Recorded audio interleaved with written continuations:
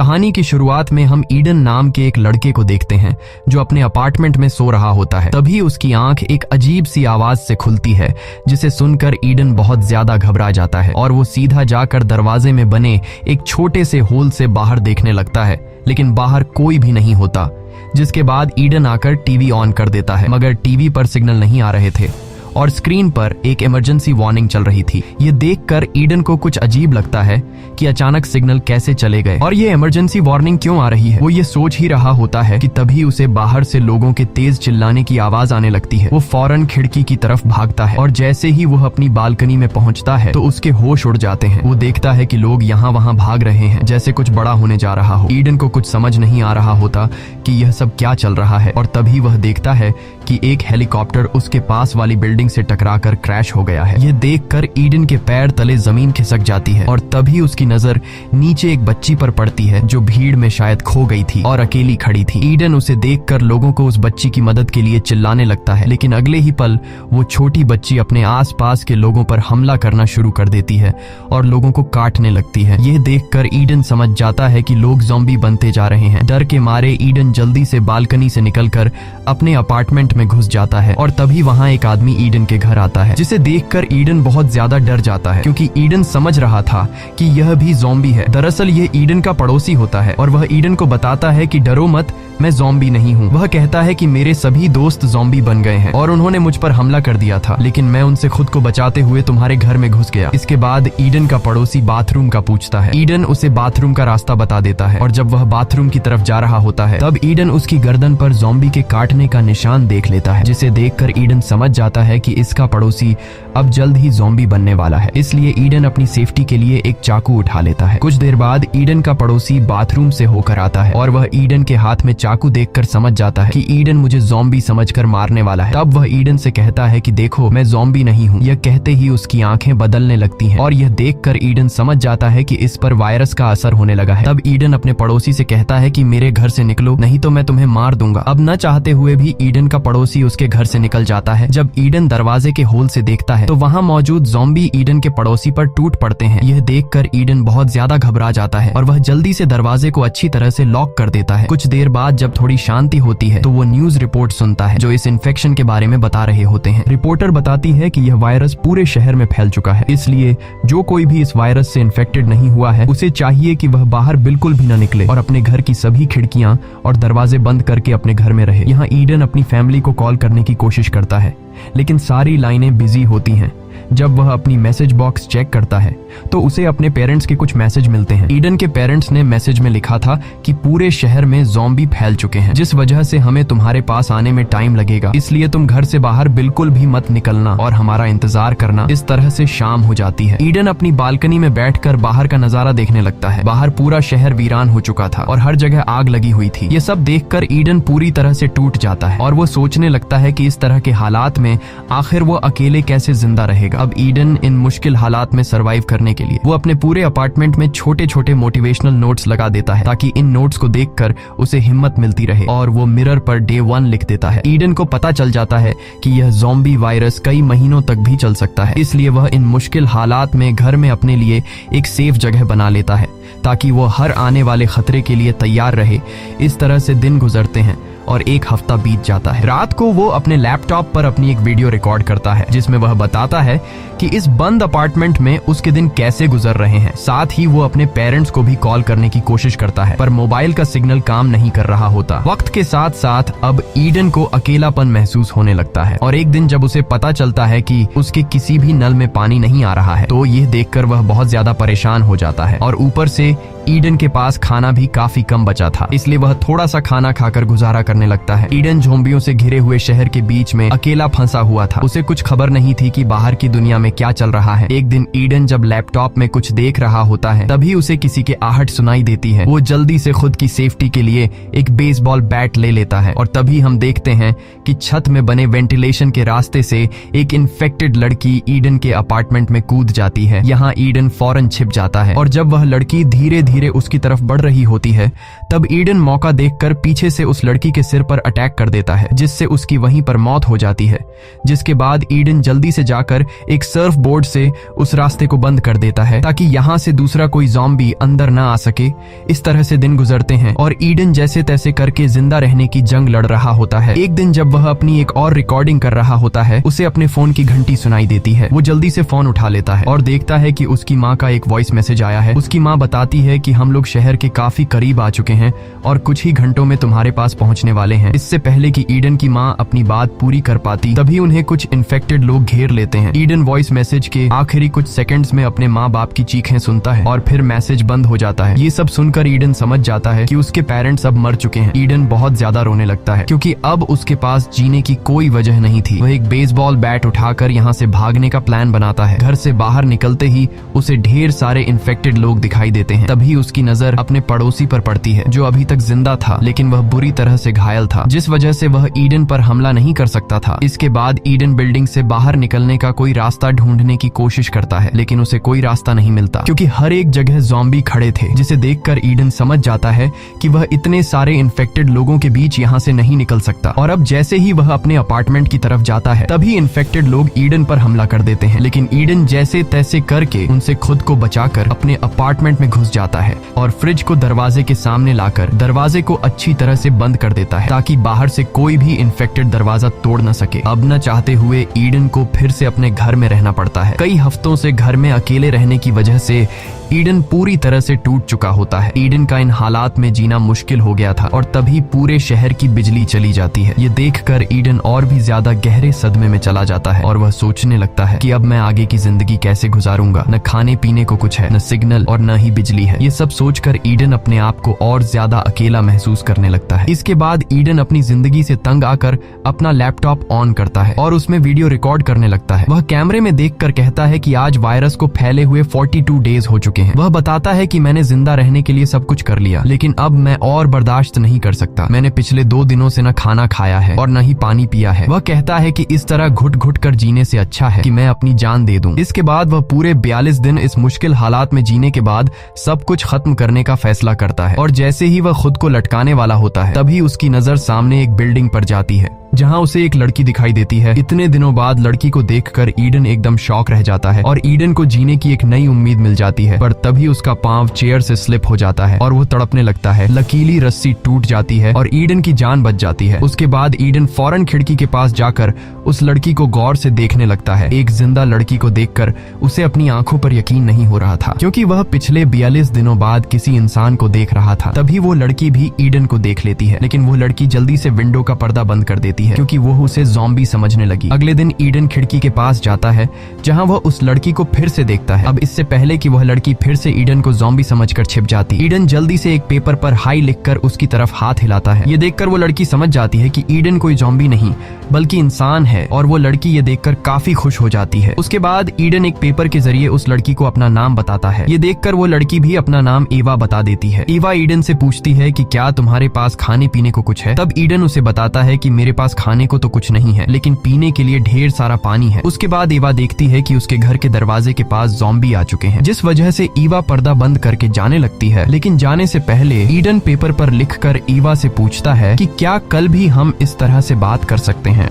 जिस पर एवा हाँ में जवाब देकर वहाँ से चली जाती है। रात को ईडन को बहुत ज्यादा भूख लगती है और जब खाने को कुछ नहीं मिलता है तब ईडन टूथपेस्ट खाकर गुजारा करने लगता है। कुछ देर बाद तेज बारिश शुरू हो जाती है। तब ईडन बारिश का पानी स्टोर करने के लिए बाहर बर्तन रख देता है और खुद भी पूरे 42 दिनों बाद बारिश के पानी में नहाने लगता है। 42 दिनों में ईडन की दाढ़ी भी काफी बढ़ चुकी थी, इसलिए वो दाढ़ी को शेप कर देता है। अगले दिन ईडन खुद को एकदम चिकना करके लड़की के सामने आता है। ईवा उसे देखकर ही पसंद करने लगती है। ईडन एक बोल के साथ रस्सी बांधकर ईवा के अपार्टमेंट की तरफ फेंक देता है, जिसे ईवा पकड़ लेती है और उसके बाद ईडन उस रस्सी पर 2 पानी की बोतल बांधकर ईवा की तरफ धकेल देता है, लेकिन वो बोतल सामने की जाली से तेजी से टकरा जाती है, जिसकी आवाज नीचे एक ज़ॉम्बी सुन लेता है और वो ज़ॉम्बी सीधे ईवा के अपार्टमेंट अपार्टमेंट की तरफ चढ़ने लगता है, तब ईडन ज़ॉम्बी को देख लेता है और ईडन उस ज़ॉम्बी का ध्यान भटकाने के लिए एक बोतल उठाकर उस ज़ॉम्बी के सिर पर मारता है, जिससे वो ज़ॉम्बी ईडन को भी देख लेता है और वो ईडन पर काफी गुस्सा हो जाता है। इसके बाद वो ज़ॉम्बी एवा को छोड़कर ईडन को मारने के लिए उसके अपार्टमेंट पर चढ़ने लगता है। तब ईडन जाकर जल्दी से बेसबॉल का बैट उठा लेता है और जैसे ही वो ज़ॉम्बी ईडन के अपार्टमेंट पर चढ़ने ही वाला होता है, तब ईडन उससे बेसबॉल के बेट से मारकर खत्म कर देता है। कुछ देर बाद रात हो जाती है और रात को ईडन का भूख से बुरा हाल हो जाता है। अब ईडन और ज्यादा भूख सहन नहीं कर सकता था, इसलिए अब उसे किसी भी हाल में खाने के लिए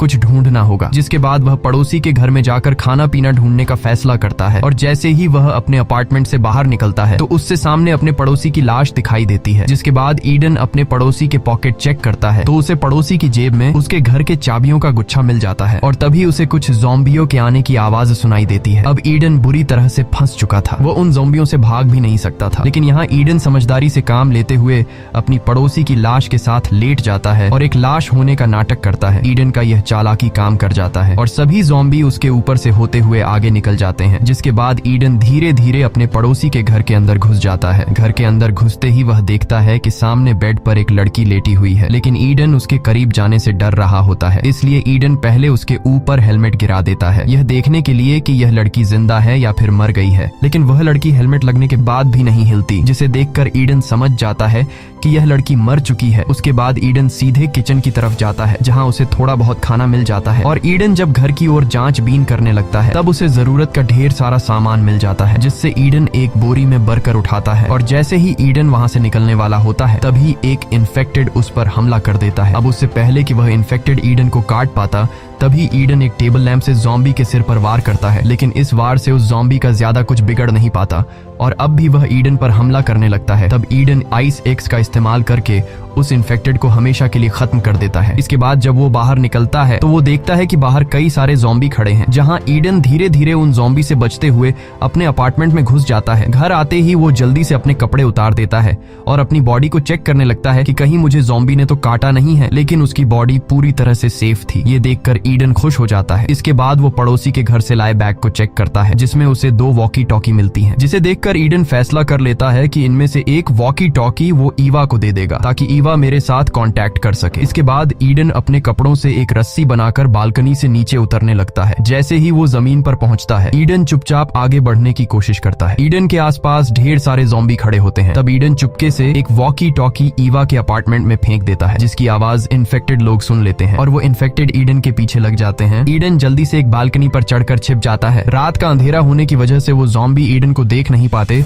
और वहां से जाने लगते हैं। इसके बाद ईडन वापस अपने अपार्टमेंट में आ जाता है। अगले दिन ईवा वॉकी टॉकी पर ईडन से बात करने लगती है। ईडन अपने वॉकी टॉकी पर ईवा की आवाज सुनकर काफी खुश हो जाता है। इसके बाद ईडन ईवा से कहता है कि मैंने पिछले 3 दिनों से कुछ भी नहीं खाया है और भूख से मेरा बुरा हाल हो रहा है। तब ईवा भी उसे कहती है कि मैं भी पिछले 2 दिनों से भूखी हूँ। इसके बाद ये दोनों ढेर सारी बातें करते हैं और बातें करते करते रात हो जाती है। जिसके बाद ईवा कहती है कि रात हो गई है और मैं सोने जा रही हूँ। यह कहकर वो ईडन से कॉन्टैक्ट कट कर लेती है। अब यहाँ ईडन से भूख बर्दाश्त नहीं हो रही थी, इसलिए वो खाना ढूंढने के लिए इस बिल्डिंग को एक्सप्लोर करने का फैसला करता है। वह अपने बाथरूम के वेंटिलेशन का रास्ता खोलता है और वेंटिलेशन के रास्ते से घुसकर पड़ोसी के घर में जाने लगता है। आगे बढ़ते हुए उसे एक इन्फेक्टेड की लाश मिलती है, जो शायद ऑक्सीजन की कमी से मर गया था। उसे देखकर ईडन पूरी तरह से डर जाता है, लेकिन फिर वो किसी तरह हिम्मत जुटाकर आगे बढ़ते हुए अपने पड़ोसी के बाथरूम तक पहुंच जाता है। लेकिन जैसे ही वो जमीन पर उतरता है तो उसे खून का एक लंबा निशान दिखाई देता है। उसी निशान को फॉलो करते हुए जब वह सामने लगे पर्दे हटाता है तो वहाँ पर कोई भी नहीं होता। अब ईडन धीरे धीरे आगे बढ़ते हुए पूरे घर की जांच पड़ताल करने लगता है और जब वह किचन पहुँचता है तो वहाँ उसे खाने का काफी सारा सामान मिल जाता है। इसके बाद ईडन एवा से कांटेक्ट करके उसे बताता है कि मुझे ढेर सारा खाना मिला है। यह सुनकर एवा गुस्सा हो जाती है और वो ईडन से कहती है कि तुम मुझसे बिना पूछे इस घर में कैसे चले गए, वहाँ तुम्हारी जान को खतरा हो सकता है। ईडन उससे कहता है कि तुम मेरी टेंशन मत लो, यहाँ कोई भी नहीं है। जिसके बाद एवा ईडन से कहती है कि मैं भी तुम्हारे पास आना चाहती हूँ, लेकिन ईडन उसे समझाता है कि अभी तुम मेरे पास मत आओ, इस तरह तुम खतरे में पड़ सकती हो। मैं जब इस घर से निकलूंगा तब मैं तुम्हें सेफली अपने घर में ले आऊंगा। तब एवा मान जाती है और ईडन से कहती है कि अपना ख्याल रखना। ईडन को अब खाना मिल चुका था, इसलिए वह वापस अपने अपार्टमेंट में जाने का सोचता है, पर तभी उसकी नजर सामने की दीवार में बने एक बड़े होल पर पड़ती है और जब वह उस सुरंग के करीब जाता है तो वहाँ उसे किसी के आसपास होने का एहसास होता है। ईडन जैसे ही पीछे मुड़ता है तो उसके पीछे एक बूढ़ा आदमी खड़ा होता है जिसके हाथ में एक नुकीला भाला होता है। ये दोनों एक दूसरे को देखने के बाद समझ जाते हैं कि ये दोनों ज़ॉम्बी नहीं हैं। जिसके बाद वो बूढ़ा आदमी अपना हथियार नीचे कर लेता है और वो ईडन से पूछता है कि तुम यहाँ क्या कर रहे हो, जिस पर ईडन जवाब देता है कि मैं यहाँ बस खाना ढूंढने के लिए आया था। तब वो ईडन से पूछता है कि तुम वॉकी टॉकी पर किससे बात कर रहे थे। यहाँ ईडन झूठ बोलता है कि मैं अकेले ही खुद को मोटिवेट करने के लिए बात कर रहा था। अब यहाँ वो बूढ़ा आदमी ईडन के साथ काफी अच्छे से पेश आता है और ईडन से कहता है कि तुम जितना चाहो खाना ले सकते हो। यहाँ वो बूढ़ा आदमी ईडन को प्लेट में खाने के लिए कुछ देता है। कई दिनों से भूखा होने की वजह से ईडन भी बिना कुछ सोचे समझे उसे खाने लगता है। कुछ देर बाद वो बूढ़ा आदमी ईडन से कहता है कि अलमारी से मेरे लिए एक बोतल उठाकर दो। लेकिन जैसे ही ईडन बोतल उठाने के लिए मुड़ता है तभी पीछे से वो बूढ़ा आदमी बेसबॉल के बैट से उसके सिर पर वार करता है, जिससे ईडन बेहोश हो जाता है। और कुछ मिनट बाद जब ईडन को होश आता है तो वह खुद को एक इन्फेक्टेड औरत के सामने पाता है जो एक जंजीर से बंधी हुई होती है। डर के मारे ईडन अब यहाँ से निकलना चाहता था, लेकिन तभी ईडन देखता है कि उसके भी हाथ पैर बंधे हुए हैं। कुछ देर बाद वो बूढ़ा आदमी ईडन के सामने आता है और वो बूढ़ा आदमी ईडन को बताता है कि ये औरत मेरी पत्नी है जो अब इन्फेक्टेड हो चुकी है। वो बूढ़ा आदमी कहता है कि मैं अपनी पत्नी से बहुत ज्यादा प्यार करता हूँ, जिसे मैं किसी भी कीमत पर खोना नहीं चाहता, और मेरी पत्नी एक हफ्ते से भूखी है, लेकिन आज उसकी भूख मिटने वाली है क्योंकि आज मैं तुम्हें उसका खाना बनाने वाला हूँ। जिसके बाद वो बूढ़ा आदमी ईडन को कुछ दवाइयाँ देता है और कहता है कि ये दवाई तुम खा लो, जिससे तुम्हारी बॉडी सुन्न हो जाएगी और मरते वक्त तुम्हें दर्द महसूस नहीं होगा। लेकिन ईडन ऐसा करने से साफ मना कर देता है और उस बूढ़े आदमी से कहता है कि तुम्हारी पत्नी इस तरह से जिंदा नहीं रह पाएगी और वह खुद मरने के लिए चिल्ला रही है, इसलिए तुम्हें चाहिए कि तुम अपनी बीवी को मारकर उसे इस नरक जैसी जिंदगी से आजादी दिलाओ। लेकिन उस बूढ़े आदमी की मेंटल कंडीशन ठीक नहीं थी, इसलिए वह ईडन से कहता है कि चुपचाप इस दवाई को खा लो, वरना मुझे तुम्हें बेहोश करने के और भी तरीके आते हैं। यहाँ ईडन इस दवाई को खाने से इनकार कर देता है, जिसके बाद वो बूढ़ा आदमी ईडन को बेहोश करने के लिए अपना औजार लेने जाता है। यहाँ ईडन समझ जाता है कि अगर मैंने अभी कुछ नहीं किया तो जल्द ही मैं मारा जाऊंगा, इसलिए वह जैसे तैसे करके खुद को छुड़ा लेता है और दरवाजे के पीछे छिप जाता है। अब जैसे ही वो बूढ़ा आदमी ईडन को मारने के लिए आता है तब ईडन बड़ी चालाकी से उस बूढ़े आदमी को पकड़कर उसी की पत्नी के पास धकेल देता है, जिसके बाद उस बूढ़े आदमी की अपनी पत्नी उस पर हमला कर देती है और उसे काटने लगती है। यहाँ ईडन उन दोनों को अंदर छोड़कर कमरे का दरवाजा बंद कर देता है और अपना सामान पैक करके अपने अपार्टमेंट की तरफ निकल पड़ता है। तब ईवा वॉकी टॉकी के जरिए उसे बताती है कि मेरे अपार्टमेंट में इन्फेक्टेड लोग घुस चुके हैं। यह सुनकर ईडन जल्दी से ईवा को बचाने के लिए उसके अपार्टमेंट की तरफ जाने लगता है। ईडन जब अपने अपार्टमेंट की बालकनी पर जाता है तो उसे सामने ईवा दिखाई देती है। वो देखता है कि ईवा बालकनी में फंस चुकी है और उसके पास अब निकलने का कोई रास्ता नहीं बचा। अब यहाँ ईडन ईवा को बचाने के लिए चादरों से बनी रस्सी का इस्तेमाल करके नीचे उतरने की कोशिश में नीचे गिर जाता है और तभी एक इन्फेक्टेड उस पर हमला करने के लिए उसकी तरफ दौड़ता है। अब ईडन खुद को बचाने के लिए शॉटगन उठाकर उस इन्फेक्टेड को मार देता है, लेकिन गोली की आवाज बिल्डिंग में मौजूद ढेर सारे इन्फेक्टेड लोग सुन लेते हैं और वो इन्फेक्टेड ईडन को मारने के लिए ऊपर बिल्डिंग से कूदने लगते हैं। अब यहाँ ईडन खुद को बचाने के लिए सीधा ईवा के अपार्टमेंट की तरफ दौड़ता है, जहाँ ईवा भी ऊपर से उसके लिए चादरों से बनी एक रस्सी फेंकती है। ईडन अब इस रस्सी के सहारे ऊपर चढ़ने लगता है, लेकिन तभी एक इन्फेक्टेड भी उस रस्सी को पकड़कर ईडन के पीछे चढ़ने लगता है। अब यहाँ ईडन समझदारी से काम लेते हुए एक अपार्टमेंट की बालकनी में छलांग लगाता है और जल्दी से एक चाकू की मदद से रस्सी काट देता है, जिससे वह इन्फेक्टेड काफी ऊंचाई से नीचे गिरकर मर जाता है। अब यहाँ ईवा भी नीचे ईडन के पास कूद जाती है और अब ये दोनों मिल चुके थे। ईडन ईवा से कहता है कि यहाँ रहना ठीक नहीं है, अगर हम यहाँ रहे तो जल्दी ही इन्फेक्टेड हमें पकड़ लेंगे। जिसके बाद ये दोनों इस जगह से निकलने के लिए आगे बढ़ते हैं और ज़ॉम्बी से लड़ने के लिए तैयार हो जाते हैं। जब ये दोनों अपार्टमेंट के दरवाजे तक पहुंचते हैं तब ये दोनों समझदारी से काम लेते हुए दरवाजा खोलकर दरवाजे के पीछे छिप जाते हैं। दरवाजा खुलते ही कुछ इन्फेक्टेड लोग उन्हें बिना देखे गुस्से में अपार्टमेंट के अंदर आ जाते हैं और ये दोनों मौके का फायदा उठाते हुए वहां से निकल जाते हैं। यहाँ ईडन इस अपार्टमेंट के दरवाजे का लॉक भी तोड़ देता है ताकि जो ज़ॉम्बी इन दोनों को मारने के लिए अपार्टमेंट के अंदर घुसे थे वे दोबारा उन्हें मारने के लिए बाहर ना आ सके। अब ये लोग यहाँ से तो बचकर निकल जाते हैं, लेकिन रास्ते में एक और ज़ॉम्बी ईडन पर अटैक कर देता है। यहाँ इन दोनों के बीच काफी देर तक फाइट होती है और आखिर में ये दोनों सीढ़ियों से नीचे गिर जाते हैं। यहाँ एवा हिम्मत जुटाकर उस इन्फेक्टेड को मार देती है। अब ये दोनों फिर से अपने अपार्टमेंट की तरफ बढ़ने लगते हैं और रास्ते में कई इन्फेक्टेड को मार डालकर आगे बढ़ते हैं। अब ईडन अपने अपार्टमेंट के काफी करीब आ चुका होता है और जैसे ही ये दोनों अपने अपार्टमेंट में घुसने वाले होते हैं कि तभी पीछे से एक बहुत ही ताकतवर इन्फेक्टेड आ जाता है। यहाँ ईडन अपनी जान की परवाह किए बिना ईवा को अपार्टमेंट के अंदर कर देता है और खुद उस ताकतवर इन्फेक्टेड से लड़ने लगता है। कुछ देर बाद ईडन घबराते हुए अपार्टमेंट के अंदर आता है और दरवाजे को लॉक करके अलमारी को दरवाजे के सामने लगा देता है ताकि इन्फेक्टेड दरवाजा न तोड़ सके। अब यहाँ ईडन एवा को खुद से दूर रहने के लिए कहता है